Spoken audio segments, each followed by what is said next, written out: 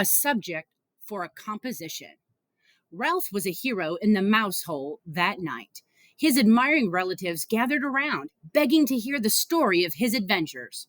Ralph could not help bragging a little as he told the story of his travels, beginning with the search of the second-floor rooms, skipping the part about the teacher trapping him under a drinking glass, and ending with Keith's taking the aspirin and finally falling asleep. "But are you sure it really was an aspirin tablet?" Ralph's mother could always find something to worry about. Are you sure it wasn't some other kind of pill?" "Keith put it on the bedside table and refused to take it until his mother saw it," explained Ralph. "At first, his mother and father got pretty excited and thought he was out of his mind from the fever when he started telling them there was an aspirin on the table. Then, when they saw the pill and could tell from the letters on it that it really was an aspirin, they decided the night clerk must have found it and brought it up. They thought the windows rattled so much they did not hear his knock." "Oh, Ralph, I'm so proud of you," said his mother with a sigh of relief, while his brothers and sisters and cousins stared at him with shining eyes. "Good work, Ralph. I didn't think you could do it," said Uncle Lester heartily. "I feel much better about room service now that we have left an aspirin for a tip," said Ralph's mother. "I feel that at last we have done the right thing." "Our Ralph is growing up," said Aunt Sissy. "Yes, Ralph is growing up," agreed his mother with a sad note in her voice. "It's hard to believe. It seems only yesterday that he was a tiny pink mouse without any hair." Naturally, this embarrassed Ralph. But now that his mother had finally admitted he was growing up, he decided to make the most of this moment. "Now can I go down to the first floor by myself?" he asked eagerly. "We'll see," said his mother, looking worried once more.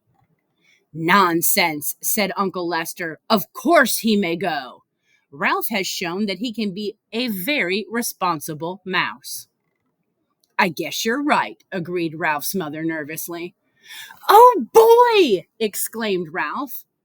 "Tell us again how you climbed down the vine and the owl nearly got you," begged a cousin. "No, tell us again how the ambulance got stuck in the crack," said another. "No, tell the part about how you got the dog to bark," pleaded a third. The only flaw in the evening for Ralph was the fact that he had not found the motorcycle on his travels through the hotel. Keith slept soundly, and the next morning, although he still had a temperature, Ralph was pleased to see he was feeling much better. "Do you hurt any place?" Mrs. Gridley asked anxiously after she had given her son an aspirin brought by the milkman. "Is your throat sore? Does your stomach ache?" Keith shook his head. "I just feel sort of tired." "Oh, he's going to be all right. He must have picked up a bug someplace," said Mrs. Gridley to her husband. "A day in bed with plenty of fluids, and he'll be on his feet again." Mrs. Gridley nodded. Mr. Gridley nodded. "Do you feel like eating any breakfast?" he asked Keith. "We can order something for you from room service." Keith brightened. "Can I really have something sent up from room service?" he asked. When his father assured him he could, he slumped back down into the pillow. "But I'm not hungry." "Some orange juice would be good for you," suggested his mother. "All right," agreed Keith, then added, as if he suddenly had an inspiration, "and bacon and toast and jelly." "Your appetite seems to have come back in a hurry," remarked Mr. Gridley, as he picked up the telephone and asked to be connected with room service to order. He thought breakfast for his son. As soon as the adults had gone, Ralph popped out into the room. "Hi," said Keith. "Thanks a lot for the aspirin. It really helped." "That's all right," answered Ralph modestly. "Where did you find it?" Keith was curious to know. "Under a dresser, down on the first floor." "The first floor?" Keith could not believe it. "How did you manage to get up there? Up here?"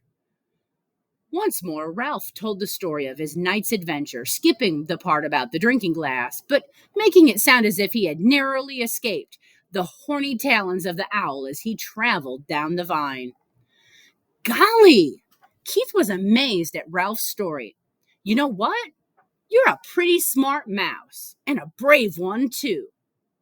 It was nothing, said Ralph in an offhand manner. Nothing? It was plenty. You risked your life. The boy's admiration and gratitude made Ralph feel even prouder of what he had done. I parked your ambulance out in the hall, he said, wanting Keith to know how responsible he was. Your folks will probably see it and bring it in when they come back. That reminds me, you didn't happen to see my motorcycle anyplace, did you? Keith's question was unexpected. Well, no, I didn't. Ralph suddenly felt less proud of himself. But I didn't have much time to look. Yeah, I know. Keith was sympathetic. I just wondered. A knock at the door sent Ralph scurrying to the knothole. Come in, called Keith. Matt entered with a tray. Here you are, and here is your ambulance. I found it out in the hall, he said, as he set the tray across Keith's knees. Sorry to see you're under the weather. Thank you. I'll be all right. Keith handed Matt a coin his father had left for a tip. And thanks for bringing in my ambulance. Matt pocketed the coin. Thank you, he said. And by the way, this doesn't happen to be yours, does it? He pulled the little motorcycle out of his pocket. Ralph was so excited he almost fell out of the knothole. Hey, Keith sat up straight, rocking the orange juice on his tray. It sure is. Where did you find it? In a hamper of linen that had been chewed by mice, or by a mouse. It fell out when the housekeeper was showing us the damage that had been done. I picked it up before anyone noticed it. Gee, thanks. Thanks a lot. Keith accepted the motorcycle and set it on his tray. It's my favorite. I didn't like losing it. I wonder how it got into that hamper of linen, mused Matt. Keith grinned, but said nothing. Old Matt rubbed his chin and stared at the ceiling. I don't suppose a certain irresponsible mouse happened to ride it into a pile of sheets and pillowcases and get tangled up and dumped into the hamper. Keith tried not to laugh. I don't know any irresponsible mice, he said. Only one responsible mouse. Say, how did you guess? There isn't much around in this hotel that escapes my attention, said Matt. I saw that mouse out in the hall with the little motorcycle. I imagine he's a regular speed demon. Ralph could no longer stay out of the conversation. I'm fast, but I'm careful. I haven't had an accident yet, he boasted, and added hastily, recalling his fall onto the wastebasket. At least, not since I learned to ride the motorcycle. If there is anything I can't stand, cheeky mouse, remarked Matt good-naturedly. What do you call getting tangled up in a lot of linen? Well, I'm. What I mean is, I didn't crack up in the motorcycle, said Ralph with dignity. He's not cheeky, defended Keith. He's brave. You aren't going to tell the management about him, are you? What's the use, said Matt. If they get rid of these mice, more will move in. Anyway, he's a cute little fellow. It cheers me up just to think of him tearing around on a little motorcycle. If only I could, thought Ralph. There followed an unusually pleasant day for the mice. Keith stuffed the bacon and toast and jelly through the knothole. The mice feasted on bacon and jelly before the ants could get at them, and stored the toast against the rapidly approaching time when Keith must leave the hotel. They slept all morning while Keith alternatively napped and played with his cars. For lunch, they enjoyed peanut butter sandwiches again. Ralph did not sleep well that afternoon. He found himself thinking of the tantalizing glimpse he had had of the ground floor and of all the opportunities it offered mice.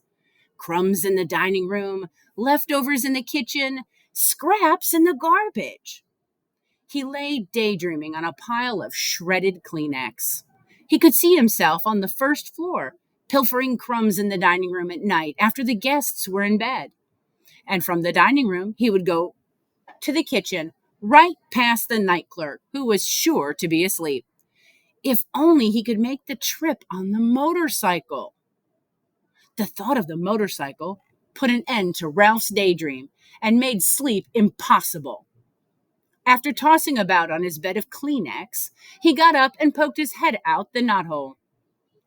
Keith was awake, lying back on the pillows with his cars beside him. He smiled wanly at Ralph. "How are you feeling?" asked Ralph. "Sort of tired," answered Keith. Ralph climbed through the hole. "Where are your folks?" "They went out for a little while. They'll be back. I'm supposed to take a nap." "Are you going to?" asked Ralph. "I'd rather talk to you." Keith leaned over and set the motorcycle on the floor. "Want to ride it?" he asked. "Do I want to ride it?" Ralph could scarcely believe he had heard correctly. "You mean you'll let me, after the way I lost it for you?" "You proved you could be responsible when you brought me the aspirin," explained Keith. "You're more grown up." "Thanks," said Ralph modestly. "I guess mice grow up faster than boys." Keith sounded as though he longed to grow as rapidly as a mouse. "You grow a little bit every day," Ralph said as he removed his crash helmet from its hiding place behind the curtain. "I guess you're right," agreed Keith. "My dad measures me every 6 months against the door jamb of our kitchen back in Ohio, and each mark he makes is higher than the last, but I never feel myself growing." "You wait long enough and you'll be a grown-up." Ralph felt as if he had said something very wise as he slipped the rubber band on his crash helmet around his whiskers. "I guess so." Keith slumped back on the pillows. "But it takes so long." "I grew up, didn't I?" asked Ralph. "You said yourself I had become a responsible mouse." "Yes, you did," said Keith thoughtfully. "I guess that's part of the secret. Just getting bigger isn't enough. You have to learn things like not taking off down a steep hill on a bicycle when you aren't used to handbrakes. Stuff like that." Ralph walked with a slight swagger to the motorcycle, grabbed the hand grips, and threw his leg across the seat. He remembered to pick up his tail before he departed.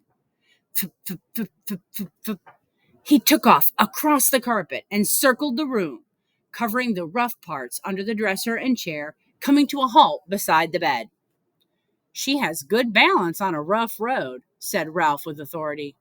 "She's a mighty fine machine." "Say, Ralph," said Keith, suddenly sitting up, "how would you like to come with me when we leave the hotel?" "Come with you?" Ralph was stunned. He had expected to live and die in the Mountain View Inn. And now he was being offered the opportunity for travel that he had dreamed of. "Yes, come with me to San Francisco, then back to Ohio." Ralph's first thought was of the motorcycle. If he went with Keith, he would not have to be separated from the motorcycle. Keith must have sensed Ralph's thoughts because he said, "You could ride the motorcycle every day." Ralph was silent. He had begun to think of other things, his family, the permission he had earned to visit the ground floor, Keith's family, and how they might feel about a mouse. "Come on, Ralph," said Keith. "You could travel in my pocket." "Your mother doesn't care for mice," Ralph pointed out.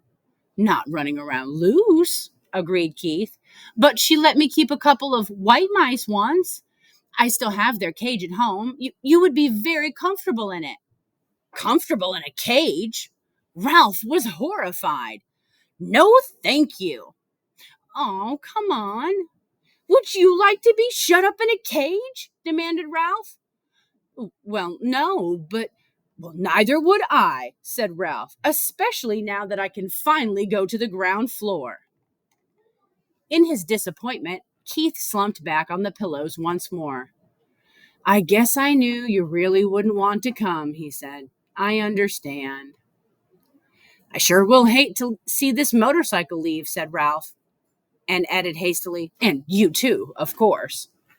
The boy and the mouse were silent. Both were thinking of their wishes and their regrets that their wishes could not come true. Keith rolled over on his side and propped his head up on his fist. Would you like to keep the motorcycle? He asked. Keep it? Me? Sure, said Keith.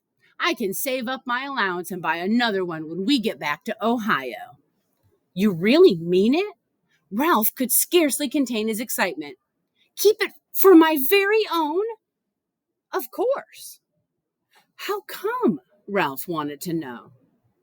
I just like to think of you riding it, said Keith. You know, if you grew up enough to be trusted with a mouse-sized motorcycle, maybe someday I could earn a big one. The excitement drained out of Ralph. I can't. I don't have any place to keep it. It's too big to go through the knothole, and I couldn't hide it behind the curtain forever because, well, I've heard that after Labor Day, when there aren't so many tourists, they take the curtains down to be cleaned. That is a problem, agreed Keith. There must be someplace in a big hotel like this where you could keep a motorcycle. Ralph sat on the motorcycle, thinking as hard as he could. In the closet? He couldn't get it out when the door was closed. Under the bed. Eventually, it would be found. How about downstairs? Suggested Keith. I could carry it down for you before we leave. There must be a good hiding place down there somewhere. There's that big old clock my ancestor ran up, said Ralph thoughtfully. Nobody ever cleans under it, but frankly, I don't care to have it striking over my head. Keith thought a while. How about that big television set in the lobby? He asked. The noise shouldn't bother you because you would only go under it at night when everyone is asleep. Yes, Ralph was excited. That's a perfect garage. I saw it when I got the aspirin. My legs are just high enough for the motorcycle, but not quite enough for a vacuum cleaner attachment. Then it's settled, said Keith, and then added rather sternly, Ralph thought, but first you must ask your mother. Ralph dismounted and ran to the knothole. He was gone several minutes before he returned to announce in triumph. She says I can keep the motorcycle if I promise to drive carefully and wear my crash helmet every single time I ride it. Sweet. Keith was just as excited as Ralph. When we check out, I'll hide it for you while my folks are busy paying the bill. I can't thank you enough. Ralph fastened his crash helmet once more. I never thought I would have a motorcycle of my very own. Keith lay back on the pillow and smiled at the mouse mounting the motorcycle. It will be fun thinking of you riding around that big old lobby when I'm back in Ohio this winter going to school. And when the teacher asks us to write a composition about our summer vacation, I can write about meeting a brave mouse named Ralph, who rode a little motorcycle. I'll tell about your bringing the aspirin, except I'll have to call it a pill because I can't spell aspirin. Of course, the teacher won't believe it, but she'll probably say, I show imagination. Ralph felt proud to think he was going to be written about in a composition in far-off Ohio. He grabbed his tail, gunned the motor, and took off, heading for the threadbare part of the carpet that made such a good speedway. Round and round he sped, faster and faster, until his whiskers blew back and he was filled with the joy of speed. He longed to wave to Keith, but he realized a good driver must keep both paws on the hand grips. He glanced up and noticed that Keith's eyes were closed. The boy had fallen asleep with a smile on his face. Ralph dragged his heels to brake the motorcycle. Quietly, he parked it beside the bed, and quietly, he removed his crash helmet and hid it behind the curtain. He did not want to disturb the sleeping boy. Ralph could wait to ride the motorcycle. It was his to keep. The end.